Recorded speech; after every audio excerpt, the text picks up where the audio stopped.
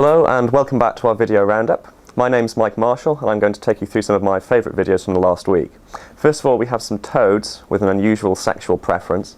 They prefer to mate with individuals from another species. Here is a spadefoot multiplicata male trying to lure females from the middle of the pond. Bombifron males use a different sound and prefer to attract females when they're basking near the shore. In very shallow water, female bombifrons will mate with multiplicata males rather than those of their own species. They produce tadpoles that grow up faster, making them more likely to survive as the pond dries up. It's very unusual for mixed breed offspring to fare better, as typically mating with a different species results in less fit hybrid offspring. Speaking of strange creatures, here are some very peculiar mice who are actually fond of their predators. Researchers wanted to see if mice are predisposed to detest their predators' odours or if it's a learned response. To test this, they removed nerve cells from the mice's noses that are triggered by smells they're born to hate. In this video, both normal mice and mutants were subjected to a neutral smell and neither were phased. But when they were subjected to the odour of a fox, normal mice clearly shied away whereas the mutants sniffed on. The altered mice were also happy to snuggle up to cats, suggesting that mice are hardwired to get fearful when they smell certain smells. Some other unusual friendships were caught on tape this week. Technology editor Will Knight tells us about some kids who have a non-human friend.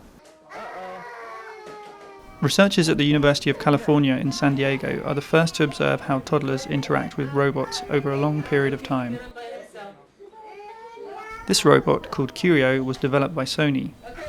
It has sensors that prevent it from bumping into objects or kids, it giggles when someone pats its head, and it lays down when its batteries die. The children bonded with Curio over time, treating him like a human friend. They patted his arms and hands and often hugged him. When Curio lay down after running out of power, children would come over with a blanket and say night-night. Sadly, Curio the robot has been discontinued and will no longer be entertaining kids. Now for some technology that's much more useful, we have an exclusive video from this week's China special. Our reporter Phil McKenna travelled to China to find out how some regions are using solar water heaters. My name is Li Zhaoqian, and 6 years ago I became the mayor of the Rizhao city, and which is a small city in China, along the east coast of China. And water on top of the roof of the building is the solar water heaters, which was popularized in Rizhao city about 10 years ago. In the winter of the city, and these solar water heaters is not sufficient to provide hot water to the whole hotel. So we combine this with electrical water heaters. And in the very cold days or in the cloud days, they use the electrical water heater. And during the sunny days or in the summertime and in autumn and spring, they use these solar water heaters. Here's a solar heater. We've been using this for almost 3 years, through spring, summer and autumn.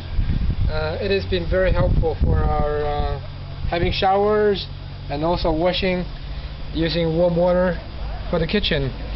And here's the electric heater, so when it's really overcast and in spring and autumn we can use the heater as a backup.